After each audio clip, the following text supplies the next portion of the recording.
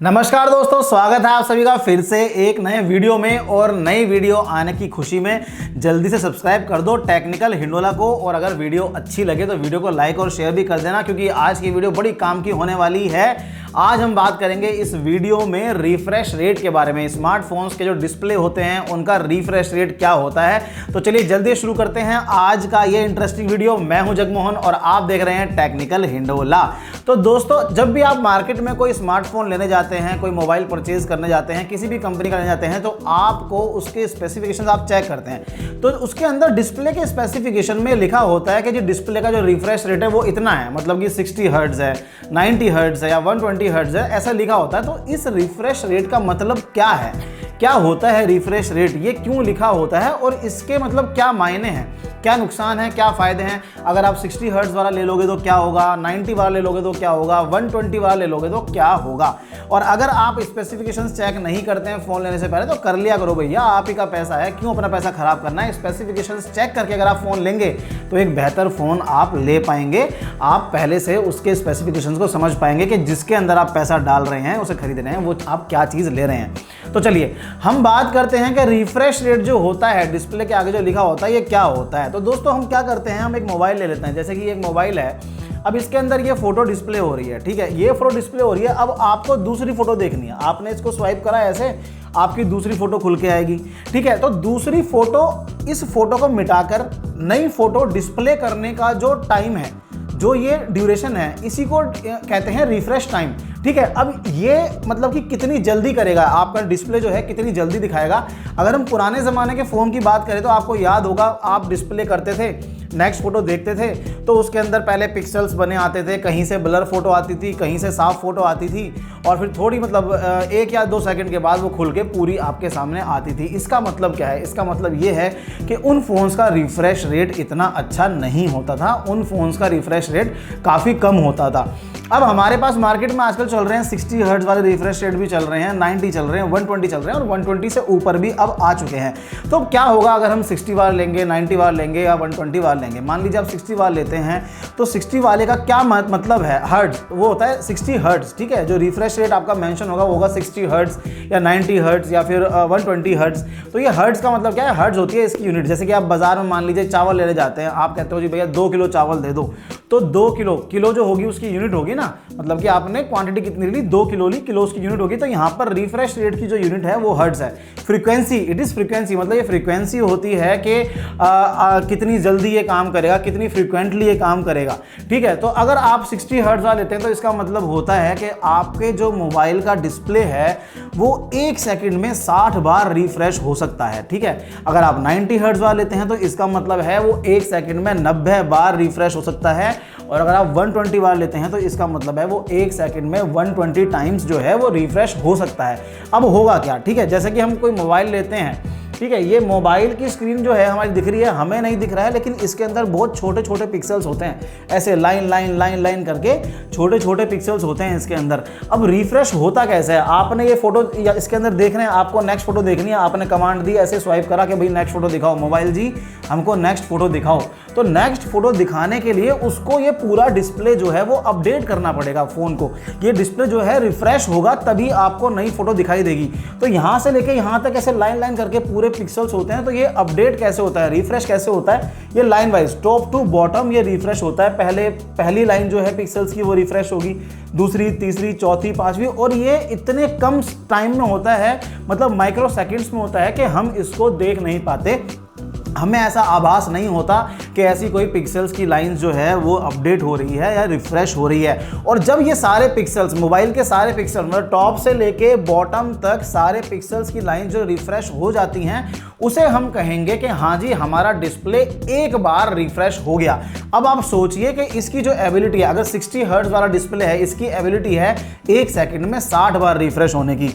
अब वो आपका सिर्फ एक बार रिफ्रेश हुआ है, जब आपने एक बार उसको स्वाइप किया, सिर्फ एक बार रिफ्रेश हुआ है। तो ये मतलब रिफ्रेश होने होने का मतलब ये है कि आपकी जो स्क्रीन है वो कितनी जल्दी बिना ब्लर मोशन दिखाए आपको रेस्पॉन्ड करती है। जितना अच्छा आपका रिफ्रेश रेट होगा उतना ही आपका जो है ब्लर लेस मोशन होगा, आपका जो मोबाइल में मोशन है वो ब्लर नहीं होगा और उतनी ही स्मूथनेस आपके डिस्प्ले में रहेगी और जो इमेज की क्वालिटी है वो बहुत अच्छी रहेगी, डिस्प्ले की क्वालिटी जो है वो बहुत अच्छी रहेगी। तो जितना अच्छा आपके फ़ोन का रिफ्रेश रेट होगा उतना क्विकली आपके फ़ोन का जो डिस्प्ले है वो रेस्पॉन्ड करेगा, उतना स्मूथ आपका डिस्प्ले रेस्पॉन्ड करेगा और उतनी ही मतलब फास्ट उसके अंदर आप कर पाएंगे। हम एक मतलब कि एग्जांपल लेते हैं गेम्स का, ठीक है, जैसे कि आप गेम्स वगैरह खेलते हैं, गेम्स के आप शौकीन हैं मोबाइल में, तो आपका जो रिफ्रेश रेट जितना अच्छा होगा उतने अच्छे आपको पिक्चर इफेक्ट्स गेम्स में अपने मोबाइल के डिस्प्ले में दिखाई देंगे। क्योंकि गेम्स में सब कुछ देखो जल्दी जल्दी होता है, फास्ट होता है, आपको मतलब बहुत फास्ट खेलना पड़ता है,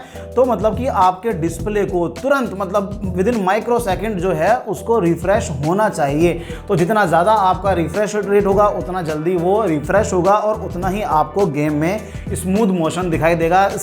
सेम ही मतलब हम मान लेते हैं इसको एनिमेशन में, जितना अच्छा आपका रिफ्रेश रेट होगा उतना ही स्मूथ आपको एनिमेशन डिस्प्ले में दिखाई देगा। अब अगर सिंपल वर्ड्स में हम इसको कहें, एक लाइन में हम कहें, तो refresh rate measures how quickly your phones display updates, कितनी जल्दी आपके फ़ोन का डिस्प्ले अपडेट होता है। आपने एक कमांड दी कि भैया हमको नेक्स्ट फोटो दिखाओ, या फिर कुछ भी आपने व्हाट्सअप खोला, आपने कोई एप्लीकेशन खोली, तो जो पिछला आपको डिस्प्ले में जो भी दिख रहा है उसको चेंज होकर जो नई चीज़ आपको डिस्प्ले में दिखती है वो कितनी जल्दी दिखती है, वो कितनी जल्दी रिफ्रेश होता है, आपकी कमांड को कितनी जल्दी एक्सेप्ट करता है, यही है रिफ्रेश रेट। और इसी टाइम को, इसी ड्यूरेशन को रिफ्रेश रेट कहते हैं मोबाइल के डिस्प्ले का। इसीलिए उसमें आपके स्पेसिफिकेशंस में मेंशन होता है कि जो रिफ्रेश रेट है आपके डिस्प्ले का वो 90 हर्ट्ज़ है, 60 हर्ट्ज़ है या 120 हर्ट्ज़ है या इससे भी ज़्यादा है। तो ये तो हमारी बात हो गई रिफ्रेश रेट के फ़ायदे की, कि फ़ायदा क्या है। तो भैया ये सारे फ़ायदे हो गए। मैंने आपको बहुत ही सिंपल लैंग्वेज में रिफ्रेश रेट के बारे में बताया, क्योंकि मेरी कोशिश इस चैनल पर यही रहती है कि मैं जितना सिंपल लैंग्वेज में आपको समझा सकूं उतना सिंपल लैंग्वेज में समझाऊं, ताकि जो मेरे भाई लोग टेक्निकली साउंड हैं वो तो समझ ही पाएँ, लेकिन जो मेरे दोस्त, जो मेरे भाई लोग टेक्निकली साउंड नहीं हैं, उन्हें टेक्नोलॉजी का इतना ज्ञान नहीं है या फिर वो टेक्निकल टर्म्स को समझ नहीं पाते हैं, वो भी इस बात को समझ पाएँ, जो भी मैं टॉपिक लेता हूं उसको समझ पाएँ और अपने मोबाइल के स्पेसिफिकेशंस को या किसी भी चीज़ को जो मैं समझाता हूं उसे समझ पाएँ।